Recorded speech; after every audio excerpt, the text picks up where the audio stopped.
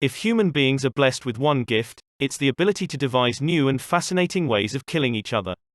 Were our ingenuity when it came to curing disease half as amazing and terrifying as our capacity for warfare, we'd never have to fear illness again.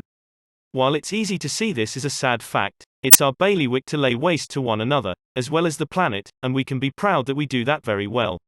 Like cancer, we're exceptional at destruction, and also as good at growing as any teeming viral outbreak, allowing us to always make more people to then kill off. We're going to take a moment to look back at some of the stranger and more impressive ways people have found to wipe out life. Today, let's celebrate 18 delightfully dastardly weapons from history that have slaughtered their way into our hearts. Trebuchet. Forget about catapults. The trebuchet, with its weighted swing that permitted it to be reloaded quickly and to throw whatever was on hand for a full half a mile, made it a castle killer.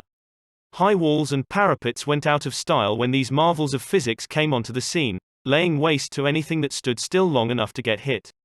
Atlatl, a simple tool that isn't actually a weapon itself. The Atlatl is a holder that effectively extends the arm of the user.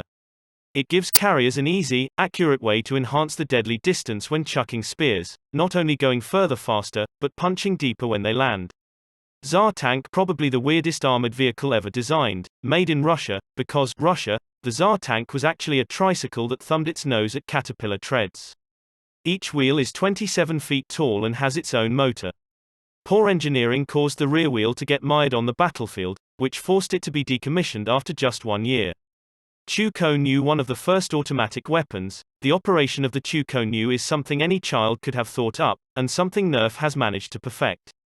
A repeating crossbow where bolts are loaded into the box on the top. It's not subtle or stealthy, but it also doesn't fire very far, preferring to throw a lot of ammo at a problem. Harmonica Gun, another ham-handed attempt at making a weapon that could fire repeatedly without reloading. The Harmonica Gun had a slide that worked the same way a revolver does today, only markedly worse.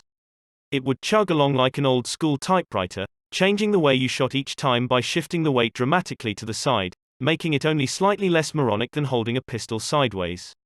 Maxim machine gun. Here's where the Industrial Revolution really got serious about killing people. Capable of churning out 600 rounds a minute, the Maxim was ugly destruction come to play whenever it was rolled onto the field of battle. About as accurate as a subreddit, it made up for weak aim with several metric tons of white-hot lead.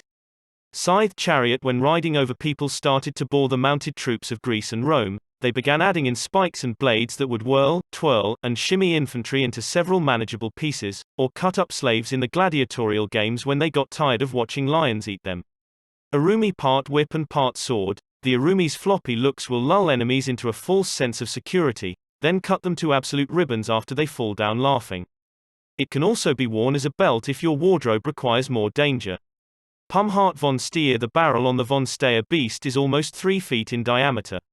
Meant primarily to attack fortifications, Palmheart also turned out to be rolling thunder when it came to eliminating charging ground troops, since distance wasn't really its thing.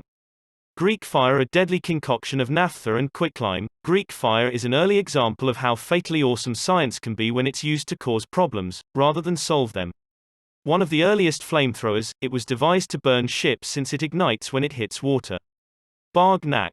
Brass knuckles have been in use as long as there has been brass, and they provide a tactical blunt force instrument, but the Bargnac is actually much deadlier. Concealed in the palm, it's a set of razors in your fist that go through flesh and muscle with scalpel-grade precision, putting close combatants down with a little heavy petting. Dyson Le Petit Protector Ring. You'll know you've found the right woman when this is the engagement ring she wants. Several .22 caliber barrels that are operated by lever bring a handful of shots to bear should your 5-finger death slap fail to do the trick.